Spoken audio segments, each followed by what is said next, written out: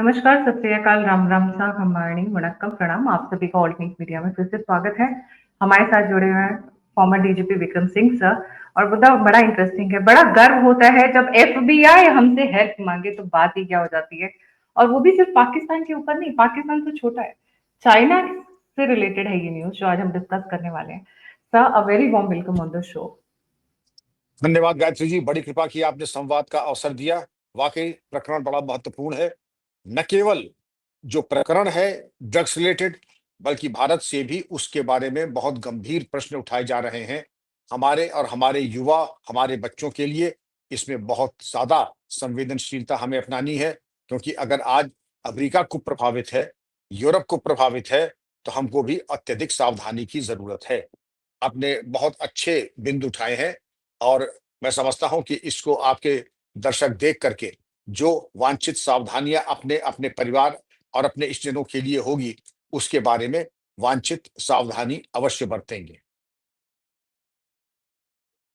Sir, cash Patel जो कि FBI के हेड हैं, उनका एक स्टेटमेंट आया है। सर, मैं वहां से शुरू करना चाहूंगी कि वो क्या स्टेटमेंट है और किस तरीके से वो भारत की तरफ देख रहे हैं आज की डेट में हेल्प के लिए। देखिए, अभी तक तो हम लोग एड के लिए दूसरों की तरफ देखते थे। मेरी मेमोरी में ये पहला अवसर है जब अमेरिका के डायरेक्टर एफबीआई कैश पटेल, जो अभी बने हैं, डोनाल्ड ट्रंप ने जब शपथ ग्रहण किया है, तो भारतीय मूल के कैश पटेल जी को उन्होंने डायरेक्टर एफबीआई बना है, जो कि बहुत ही महत्वपूर्ण एक पद है अमेरिका में और विश्व के लिए भी। कैश पटेल जी का ये कहना कि मैंने भारत सरकार से फोन पे वार्ता की है और उनसे सहायता के लिए हमने अनुरोध किया है कि भारत एक फायरवॉल बने। फायरवॉल किस चीज से बने? डेटा सिक्योरिटी के लिए नहीं। ये जो मादक पदार्थों के प्रीकर्सर्स चाइना झोंकता है अमेरिका में, उसका एक स्पेसिफिक रूट है। और प्रीकर्सर क्या कहते हैं, पहले हम देखें कौन सा ड्रग है। ये एक बहुत प्रसिद्ध ड्रग है, फेंटेनालिल। FENTANYL, fentanyl. अब फेंटानिल जो है ये ओपियड एक ड्रग है, और ओपियोइड ड्रग ये होते हैं जो अफीम से बनते हैं। और अफीम किससे बनती है, ये सारी दुनिया जानती है किससे बनती है। अब ये फेंटानिल जो है, ये पेन किलर के रूप में भी इस्तेमाल होती है, एनाल्जेसिक के रूप में इस्तेमाल होती है, और ये हेरोइन से 50 गुनी ज्यादा पावरफुल होती है, और मॉर्फिन से तो 100 गुना ज्यादा होती है।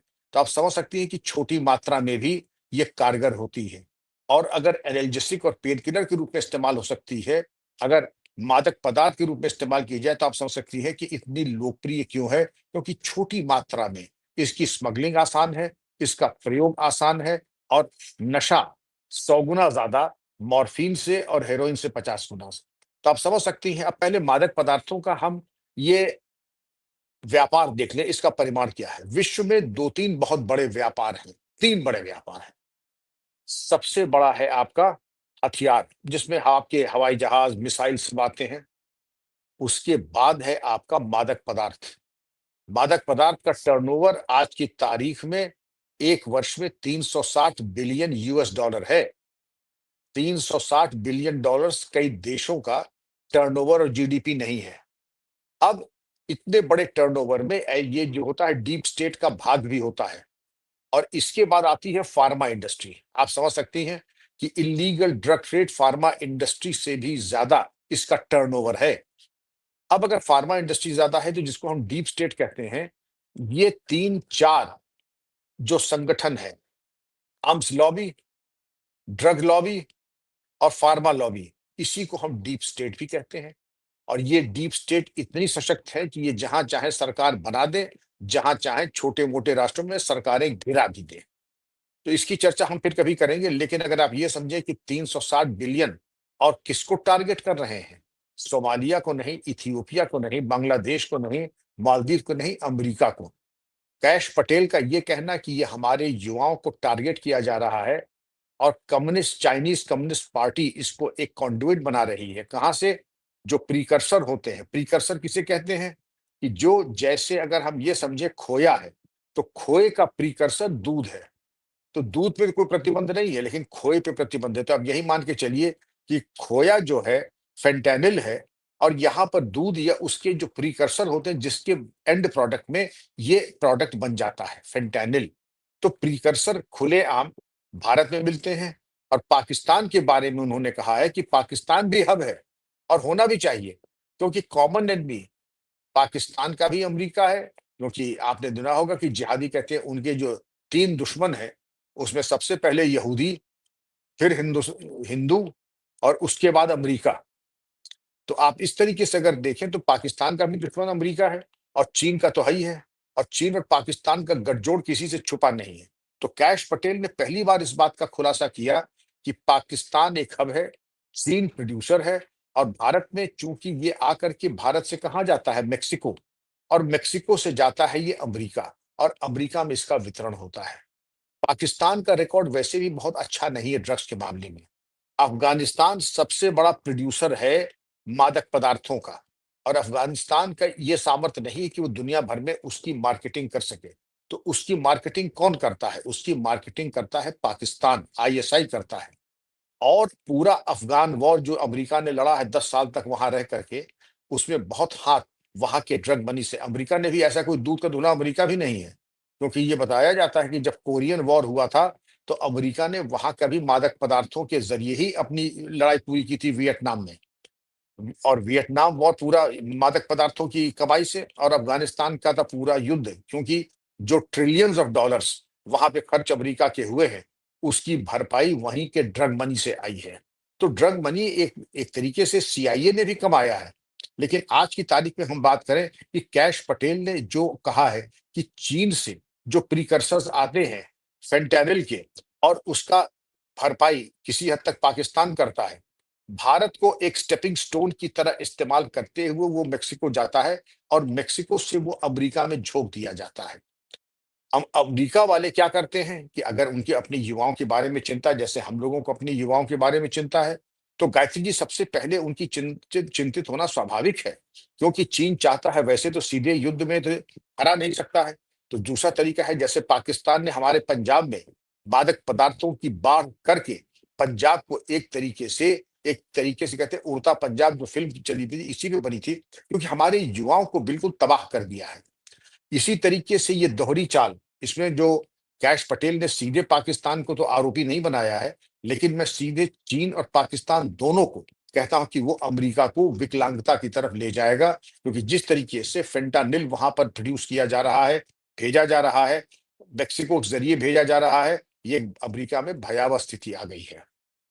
अब इसको देखें कि इन्होंने क्या अपेक्षा की है कैश पटेल ने भारत से। उन्होंने ये कहा है कि हम 3 चरणों में भारत सरकार से अपेक्षा करते हैं।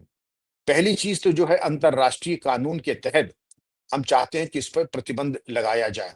अंतर्राष्ट्रीय कानून में ये होता है कि ड्रग्स और ड्रग्स की ट्रेड, जो भारत में जो नार्कोटिक्स एनडीपीएस एक्ट बना हुआ है, इंटरनेशनल लॉज के तहत उस पर कार्रवाई हो। दूसरा, जो सामूहिक जो अभिसूचना होती है, उसके आधार पर कार्रवाई की जाए कि भारत में अगर ऐसे कोई संगठन है, ऐसी कोई फैक्ट्रियां हैं। एक फैक्ट्री का नाम आया है वसुधा फार्मा केमिकल्स प्राइवेट लिमिटेड, वसुधा फार्मा केमिकल्स प्राइवेट लिमिटेड। तो इस तरीके के बदनाम संगठनों को न केवल बंद किया जाए, सील किया जाए और कानूनी कार्रवाई की जाए। आपको याद होगा, एनडीपीएस एक्ट हमारे यहाँ इकलौता एक्ट है जिसमें चल अचल संपत्ति कुर्क करने के साथ साथ आजीवन कारावास और मौत की तक की सजा है। तो मैं समझता हूं कि इतनी गंभीरता पूर्वक लेने के बाद गायत्री जी, इसमें समय आ गया है कि वसुधा फार्मा केमिकल्स तो एक फैक्ट्री का नाम आया है, लेकिन ऐसी दर्जनों फैक्ट्री होंगी जहां पर इन प्रीकर्सर्स को तैयार किया जाता है, जिससे कि एक छोटी सी केमिकल या फिजिकल प्रोसेस के बाद ये एक मादक पदार्थ फेंटानिल तैयार हो जाए। अब इन प्रीकर्सर्स को भारत ने मेक्सिको भेजा, और मेक्सिको से वो अमेरिका चला गया। अमेरिका में मादक पदार्थ के रूप में फेंटानिल इस्तेमाल हुआ, और अमेरिकी युवाओं को, लोगों को, और ये पार्टी ड्रग के रूप में जाना जाता है, वहां पर लोगों को एक तरीके से विकलांगता को उपलब्ध करा देगा। प्रीकर्सर्स बने चीन में, चीन की पेट्रोनेट बने। भारत में अगर प्रीकर्सर्स बन रहे हैं और मेक्सिको जा रहे हैं, तो ये भी चिंता का विषय है। दुर्भाग्य से इसका यूज जो होता है फेंटानिल का, ये एनाल्जेसिक यानी पेन किलर के रूप में भी इस्तेमाल किया जाता है। और पेन किलर के रूप में, साथ-साथ इसको फार्मा इंडस्ट्री में एक एथिकल और लीगल इस्तेमाल होता है। लेकिन जो इल्लीगल इस्तेमाल ड्रग्स का होता है, तो बहुत छोटी-सी एक बारीक रेखा है, जिससे कि मालूम पड़ता है कि क्या ये औषधि के रूप में इस्तेमाल हो रहा है या ये मादक पदार्थ के रूप में इस्तेमाल हो रहा है। तो इसके मद्देनज़र अगर आपने देखा होगा कि इसका टोटल थ्रेट और इसके डायमेंशंस अरबों-खरबों रुपए के हैं, और 2025 में एनुअल थ्रेट असेसमेंट रिपोर्ट ने कहा है कि चीन इसका प्रमुख प्रीकर्सर बनाने वाला है। चीन प्रमुख प्रीकर्सर बनाने वाला है, और चीन के बाद आता है नंबर पाकिस्तान का। मैंने पहले भी निवेदन किया था कि पाकिस्तान पहले भी अफ़गानिस्तान के जो अफ़ीम और पॉपी का प्रोडक्शन होता था, उससे इसने बहुत ड्रग्स इस्तेमाल किए, बनाए, और आईएसआई तो पूरा मालामाल हो गया इसको लेकर के। लेकिन अब ये बात आती है कि फेंटानिल, इसका प्रयोग, इसका मैन्युफैक्चर, तो कैश पटेल ने तो एक कहा अंतर्राष्ट्रीय कानून, फिर उन्होंने कहा कि समन्वय, पारस्परिक समन्वय और अभिसूचना के आधार पर ऐसी कार्रवाई की जाए कि वसुधा फार्मा केमिकल्स ऐसी फैक्ट्रीज के ऊपर ताला लग जाए और इनका प्रोडक्शन बंद हो जाए। इसके अतिरिक्त उन्होंने कहा था कि इंडिया भी इंटेलिजेंस जनरेट करे, और जो भी हमारे से कोऑपरेशन चाहिए, चाहे आर्थिक, चाहे समन्वय या आर्थिक सहयोग चाहिए, या कुछ नो हाउ चाहिए टेक्नोलॉजिकल, वो हम सब देने को तैयार हैं। तो ये एक अच्छा संदेश है कि दोनों देशों में एक सहयोग, एक कोऑपरेशन होगा, साझा होकर के हम इस पे कार्रवाई करेंगे, क्योंकि गायत्री जी, ये खतरा केवल अमेरिका के लिए नहीं है, ये पूरे सभ्य समाज में है। हालाँकि कैश पटेल ने कहा कि फेंटानिल इंग्लैंड में इस्तेमाल नहीं होता, न्यूज़ीलैंड में इस्तेमाल नहीं होता है, इंडिया में इस्तेमाल नहीं होता है। इस्तेमाल कहाँ होता है? ये बताया, चीन में इस्तेमाल होता है, मेक्सिको में इस्तेमाल होता है। लेकिन भारत को एक तरीके से एक जिसको कहते हैं कि एक मध्यस्थ और एक ऐसा पोर्ट जहाँ के जिसके ज़रिए, जिसके माध्यम से ये चीज़ें मेक्सिको तक पहुँच जाती हैं। भारत में इस्तेमाल नहीं होता है। भारत में इससे मौतें नहीं होती हैं, लेकिन इससे मौतें अमेरिका में हो रही हैं, इससे मौतें मेक्सिको में हो रही हैं फेंटानिल को लेकर के। लेकिन भारत को मादक पदार्थ के संबंध में बड़ा जागरूक रखने की ज़रूरत है, क्योंकि अब यहाँ पर भी पंजाब का तो जो बुरा हाल है सो है, लेकिन आपने सुना होगा कि हैदराबाद के स्कूलों में मैगी तक में मादक पदार्थ मिला करके बच्चों को खिलाया जा रहा था। ये सबको मालूम होना चाहिए कि पहली खुराक में आदमी को थोड़ा नशा आता है, थोड़ा आनंद आता है, और दूसरी खुराक में वो बिल्कुल एक एडिक्ट बन जाता है, और तीसरे के बाद तो वो बिना मादक पदार्थ के रह भी नहीं सकता है। फिर वो अपने पापा के पर्स से चोरी करे, माँ की ज्वेलरी चुराए।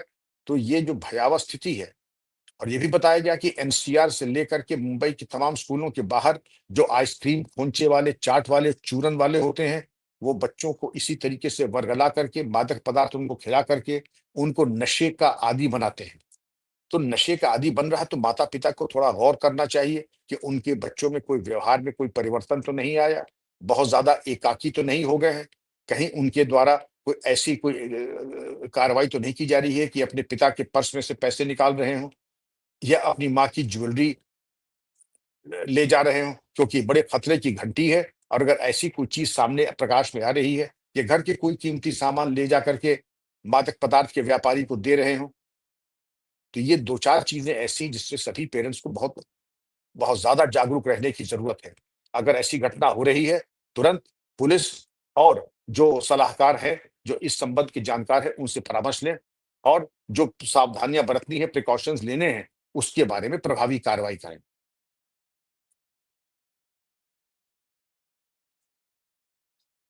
सर, उन्होंने स्पेसिफिकली कोई एरिया में हेल्प माँगी है या कोई प्रॉब्ली ये लोग ऑपरेशन साथ में करने वाले हैं? और ऐसे क्या स्पेसिफिक एग्ज़ाम्पल्स हैं जो चाइना और ड्रग्स को रिलेट करते हैं? और एक चीज़ और मैं अपने व्यूअर्स से बताना चाहूँगी, इसमें अननोन गनमैन का भी थोड़ा-सा हाथ है, थोड़ी उनकी भी कहानी है बीच में, तो आखिरी तक जुड़े रहिएगा। जी, सर। नहीं, क्यों नहीं? ये इतनी भयावह स्थिति है, तो इसमें अमेरिका ने कई बार कहा, 2 बार कहा उन्होंने, कैश पटेल ने, हम 3 चरणों में और 3 तरीके से साथ चाहते हैं। अभी सूचना, उसको साझा करना, इंटरनेशनल लॉ, लोकल लॉज़, और जो बना रहे हैं इसको, जैसे वसुधा फार्मा केमिकल्स, इस तरीके के जो रोग इंडस्ट्रीज़ हैं, उनके ऊपर प्रभावी कार्रवाई करें, उनको बंद करें, सील करें। और उनसे पूछताछ करें, पूछताछ में जो तथ्य प्रकाश में आए, आखिर उनको किसने हवा दी, जानकारी दी, टेक्नोलॉजी दी और किसने किसने इनको वर्गलाया कि इस जो है निकृष्ट व्यापार को करें। क्योंकि ये व्यापार वैक्यूम में नहीं होता है, ये व्यापार होता है, इसके बहुत बड़े आयाम होते हैं, सप्लाई चेन होती है। आखिर उस सप्लाई चेन का सूत्रधार कौन है और किसने इनको इतनी जानकारी दी और सप्लाई चेन के बारे में पूरा जानकारी उपलब्ध करा करके इनके माल रॉ मटेरियल देना और रॉ मटेरियल फिनिश्ड प्रोडक्ट को खरीदना और फिनिश्ड प्रोडक्ट को ठिकाने लगाना।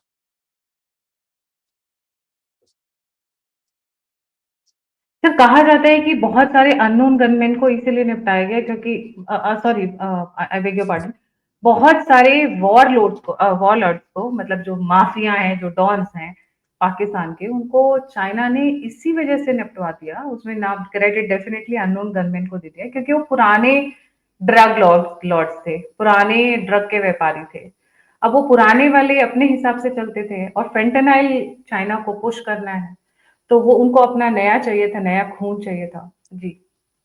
देखिए, जो नया एवोल्यूशन होता है, विकास होता है, क्या चीज़ जैसे शौक होता है, कई लोगों को बिल्कुल खरीद सकते हैं, आपके स्टेट एक्सप्रेस 555 या रॉकमैन सिगरेट, लेकिन बीड़ी पिएँगे, बड़े-बड़े नवाबों का आपने सुना होगा, हैसियत अरबों की लेकिन बीड़ी पिएँगे, जिस चीज़ को जिससे नशा लग जाए और जिससे जिसको किक आने लगे।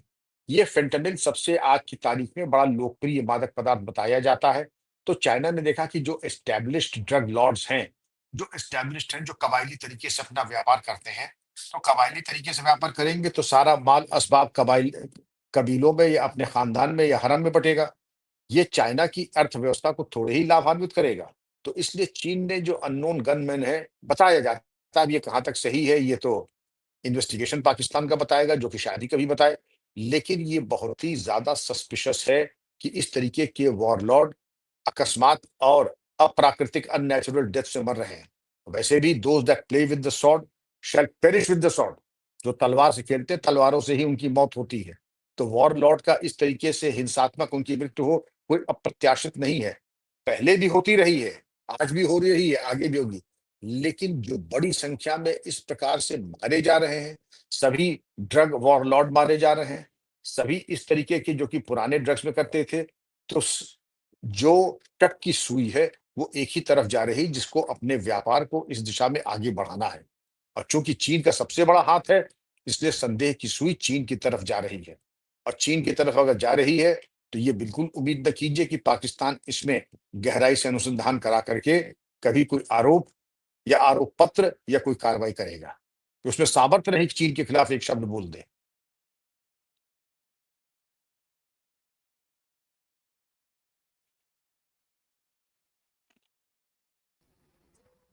जी। सर इसमें आगे जॉइंट ऑपरेशंस किस टाइप के हो सकते हैं और इसको आगे ये लोग किस तरीके से फॉरवर्ड लेकर चलेंगे?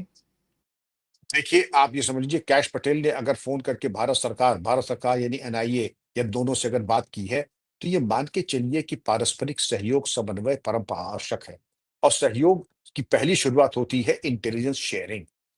दूसरा चरण होता है कि आइडेंटिफिकेशन ऑफ टारगेट्स और तीसरा होता है जॉइंट एक्शन और चौथा होता है application of rule of law, both international and local. तो दोनों लॉज लगते हैं और भारत और अमेरिका की ऐसी ट्रीटीज भी हैं जिसमें इस तरीके की कार्रवाई के ऊपर बहुत बल दिया जाता है। पारस्परिक समन्वय, पारस्परिक साझा कार्रवाई और विशेषकर ड्रग्स और चरमपंथियों को लेकर के। तो इंटेलिजेंस शेयरिंग तो ऑलरेडी हो ही रही है। कैश पटेल उसको उन्होंने अगर जितनी बातें अपनी प्रेस कॉन्फ्रेंस में या जिस तरीके से बताई हैं, वो केवल एक उन्होंने कहते कर्टन रेजर है, जो कि आगे बताएगा कि भारत और यूएस को ये एक अनिवार्यता है। दोनों देशों को ये खतरा है और इस खतरे से निपटने के लिए सबसे अच्छा यही है कि न केवल पाकिस्तान और चीन के गेम प्लान को नेस्तनाबूद करें, विशेषकर चाइना के। और पाकिस्तान तो पिछलग्गू है ही है, क्योंकि अगर अमेरिका नहीं करेगा, तो ये मान के चलिए कि अमेरिका फिर आत्मघात कर रहा है। इसलिए ये दोनों के लिए ज़रूरी है समन्वय और जो 3 पॉइंट कैश पटेल ने बताए हैं, international law, local law, intelligence sharing and concerted action against रोग एलिमेंट्स। तो इस पे कार्रवाई पहले भी होती रही है, लेकिन अब चूंकि कैश पटेल ने सीधे कह करके उसको साझा किया है, तो ये एक दूसरे स्तर पे चली जाएगी और एक युद्ध स्तर पे कार्रवाई आप अपेक्षा कर सकती हैं। जी, पर इससे एक चीज़ तो एस्टेब्लिश हो गई, हमारी एजेंसीज़ को बहुत ही अंडर एस्टिमेट किया जाता रहा है, बहुत ही हल्के में लिया जाता रहा है। अब एफबीआई हमारे पास आ रही है, सीआईए हमारे इर्द-गिर्द चक्रव्यूह बनाने की कोशिश करती है, आईएसआई हमारे पीछे पड़ती है, मोसाद हमसे सीखती है। लाइक चाइना की जो इंटेलिजेंस एजेंसीज है वो हमारे पीछे आती हैं। सोचिए हम कितने वॉर्स को संभालते हैं पर डे बेसिस पे। हमारी इंटेलिजेंस एजेंसीज कितनी हद तक काम करती हैं जो इन चीजों को कंट्रोल में रखती हैं। जी। गायत्री जी, ये आपने बड़ा महत्वपूर्ण प्रश्न किया है, क्योंकि मैंने इस पे काफ़ी समय इस पे काम किया है। कई देशों की इंटेलिजेंस एजेंसी से जिन-जिन का आपने नाम लिया है, चाइना छोड़ कर के लगभग सभी के साथ मैंने काम किया है। और ये सही है कि हमारी जो ह्यूमन इंटेलिजेंस का इनपुट और तौर तरीका है, कलेक्शन ऑफ इंटेलिजेंस है, वो बहुत बहुत ज़्यादा श्रेष्ठ है और बाकी देश हमसे सीखते हैं। और कई ट्रेनिंग मॉड्यूल्स मैंने चलाए हैं कई देशों के, उसका खुलासा नहीं मैं करना चाहूँगा। लेकिन कई देश आके सीखते हैं कि हमारी समस्याएँ वो समस्या है जो कि यूरोपीय और अमेरिका आज झेल रहे हैं, वो हम ज़माने से झेल रहे हैं। और उसके बारे में वो अक्सर आके ट्रेनिंग मॉड्यूल्स लेते हैं, हमारे साथ जॉइंट ऑपरेशंस करते हैं, कार्रवाई करते हैं। यहाँ तक कि ज आपने देखा होगा सैयद मोहम्मद उमर शेख और 2 चरमपंथी जब गिरफ्तार हुए थे सहारनपुर से, उसमें इंस्पेक्टर ध्रुवलाल यादव शहीद हुए थे। और सैयद मोहम्मद उमर शेख कोई मामूली आदमी थोड़ा ही था। ये अल-कायदा का नंबर 2 था सही, और ओसामा बिन लादेन का नंबर 2 था वो। लेकिन यूपी पुलिस ने एक गैलेंट एनकाउंटर के बाद उसको गिरफ्तार किया। 3 अमेरिकी होस्टेज छुड़ाए जो बंधक बना लिए थे उसने। और उसके बाद उनको फिर स अज़हर मसूद जो हाइजैकिंग हुई कंधार वाली, उसमें सैयद मोहम्मद उमर शेख, मौलाना अज़हर मसूद और एक तीसरे चरमपंथी को कँधार में छोड़ा गया। ये सब ताना-बाना, हालाँकि इसकी पब्लिसिटी बहुत ज़्यादा नहीं हुई। अब तो ख़ैर फ़िल्में भी बन गई हैं। ओमरटा एक फ़िल्म बनी है, जो जितनी बातें मैंने आपको बताई हैं, उस पे एक फ़िल्म बनी है ओमरटा। जो लोग देखना चाहें यूट्यूब पर है, जा कर के देख सकते हैं। तो हम लोग पहले भी इन लोगों को गाइड करते रहे, इनके लिए तुर्रम खां रहे होंगे, लेकिन हमारे यहाँ जब सैयद मोहम्मद उमर शेख और ये चरमपंथी आते थे, तो मान लीजिए इनकी दुर्गत हो जाती थी। ये वहाँ के शेर रहे होंगे, जब पकड़े जाते होंगे यूरोप में, अमेरिका में, यहाँ यूपी पुलिस के लॉकअप में जब आते थे, तो ये अपनी खैरियत मनाते थे और यही रहम की भीख माँगते थे। तो सारी इनका बड़बोलापना समाप्त हो जाता था। तो हमारी इंटेलिजेंस, हमारे ऑपरेशंस, हमारे तौर-तरीके, हमारी इलेक्ट्रॉनिक सर्वेलेंस और हमारी और जो तौर-तरीके हैं, उसमें हमने कई देशों को मतलब एक तरीके से उनकी मेंटरिंग की है, उनके साथ काम किया है। कुछ हमने सीखा और हमने बहुत कुछ इनको सिखाया भी है। तो ये आपका कहना बिल्कुल सही है कि हमारी इंटेलिजेंस ऑपरेशंस और हमारी कैपेसिटी बिल्डिंग, ये बहुत ही ऊँची है। हम लोग अपने बारे में कभी चर्चा नहीं करते हैं। लेकिन IB, raw military intelligence, NIA, इनकी इन्वेस्टिगेटिव एबिलिटी ये बहुत ही अच्छी है। और यही कारण है कि आज की तारीख में मोसाद, सीआईए, एमआई5 तमाम एजेंसीज़ आकर के भारत के साथ कोऑपरेट करती हैं, समन्वय करती हैं। सर कुछ एक बहुत इंटरेस्टिंग चीजें हुई हैं इस वक्त पाकिस्तानियों की, और मैं वो इस वक्त स्क्रीन के ऊपर डालना चाहूंगी। मैंने आप बड़ी मजेदार हुई है, देखिए। Pakistani man extradited to US over plot to attack Jewish center on 7th October anniversary. ये हमास स्टाइल का अटैक प्लान कर रहे थे, जैसे 7 अक्टूबर को हुआ था इसराइल के अंदर। और कैश जी। पटेल की टीम ने उनको पकड़ा है। अ, अब ये सब मामलों में भी वो भारत के पास आ रहे हैं, क्योंकि ऐसा लगता है कि पूरी दुनिया में कैंसर अगर कोई एक है, तो वो है हमारे बगल में नापाक देश, जिसकी मैं बात करूं। तो उससे उसके अगेंस्ट में जब भी मदद लेनी होती है, तो भारत का ही रास्ता सभी को नजर आता है, क्योंकि हम जूझते रहे हैं, हम उनसे डील करते रहे हैं। जी। जूझते रहे हैं क्योंकि हमको फ्री रेन नहीं दिया गया। फ्री रेन मिल जाता तो सरदार पटेल ने ही निपटा दिया होता। पीओके नाम की चीज नहीं होती, पूरा एक कश्मीर जो भारत का अभिन्न अंग होता। लेकिन कुछ हमारी उदारवादी नीति, कुछ हमको रिस्ट्रेन किया गया। लेकिन ये जो आपने बताया बड़ा सनसनीखेज मामला था कि पाकिस्तान मूल के एक युवक को अमेरिका ने एक्स्ट्राडाइट कराया, जो कि एक बहुत सनसनीखेज हत्याकांड सोच रहा था ज्यूइश सेंटर के ऊपर अटैक करने के लिए, क्योंकि जो एनिवर्सरी थी अक्टूबर 7 वाले आक्रमण की। लेकिन ये एक आपने पकड़ा है और 10 लाइन में और पीछे खड़े हैं। इसके पीछे जो जहाँ से शुरुआत होती है, जहाँ से ये जिहादी माइंडसेट आता है, इसको खत्म करने के लिए तो जो इज़राइल की रूपरेखा है, उसी तरीके से पूरे विश्व को करना पड़ेगा। आपको याद रहे कि हमारे विदेश मंत्री ने अभी ब्रसेल्स में जाकर के ये संबोधन जब किया था, तो उन्होंने पाकिस्तान को क्या कहा था? टेररिस्तान, पाकिस्तान नहीं कहा था, टेररिस्तान कहा था। और खुले मंच में जाकर के विभिन्न प्रगतिशील राष्ट्रों के एक फोरम में पड़ोसी को, जो खुद संयुक्त राष्ट्र का मेंबर है, तो आप समझ सकती हैं कि भारत और विश्व में इस देश की क्या आम छवि है, आम ख्याति है कि उसको खुलेआम टेररिस्तान हमारे विदेश मंत्री ने कहा। तो ये गायत्री जी, ये एक संबोधन ही नहीं है, ये एक सांकेतिक रूप से किसी को की निर्लज्जता की तरफ एक संकेत है कि निहायत बेशर्म ये देश है और रोग और फेल स्टेट है। अब विश्व को सोचना है कि इसको कितने दिन चलना है, क्योंकि ये नाभिकीय युद्ध, न्यूक्लियर बटन और दुनिया भर की बातें करता है। तो सबसे पहले तो अगर विश्व वाकई गंभीर हो, तो इनके न्यूक्लियर वेपन संयुक्त राष्ट्र अपने कब्जे में ले, इनके टेररिस्ट सेंटर्स को खत्म करे, तो दुनिया वाकई एक सेफ प्लेस हो जाएगी। अगर दुनिया को अगर 100 साल जिंदा रहना है, तो पाकिस्तान को अगर नेस्तनाबूद कर देंगे, तो दुनिया 200-300 साल जिंदा रहेगी। सर एक न्यूज और दिखाती हूँ। He will face American justice. Indian origin FBI chief Kash Patel announces extradition of Pakistani man accused of ISI terror plot. ये ऐसा लग रहा है कि इस वक्त यूएस में इजराइल स्टाइल में, जहां जिस तरीके से 7 अक्टूबर इजराइल में हुआ, they are planning some big stuff.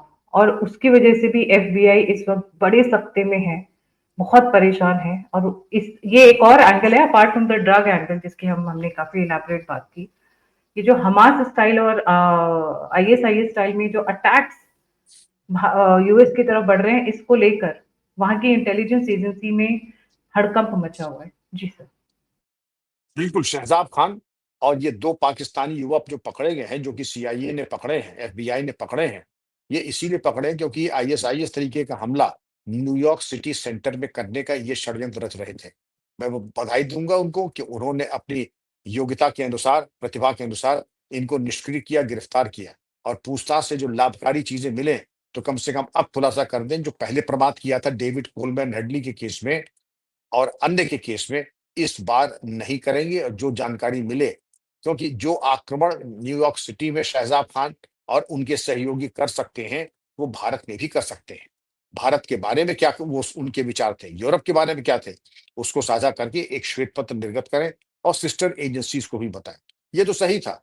और अभी तो आपने सांप की माद में 2-3 सपोले निकाले हैं। अजगर और एनाकोंडास अभी आपको दस्तयाब करने हैं और उनको निष्क्रिय करना है। जिसको कहते हैं युद्ध में cutting the head of the cobra, वो गायत्री जी ज़रूरी है, तभी ये रास्ते पे आएँगे। भय बिन होए न प्रीत।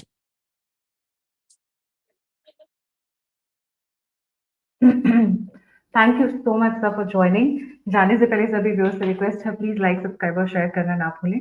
अगर आप कंट्रीब्यूट करना चाहते हैं तो यूपीआई और नंबर दोनों स्क्रीन के ऊपर है। आप फीडबैक देना चाहते हैं, मुझसे जुड़ना चाहते हैं, इन्फॉर्मेशन शेयर करना चाहते हैं, तो सभी के सभी लिंक डिस्क्रिप्शन बॉक्स में। इसी के साथ जय हिंद, जय श्री राम, हर हर महादेव। जय thank Hind, you Vande sir. Mataram, her her Mahadev.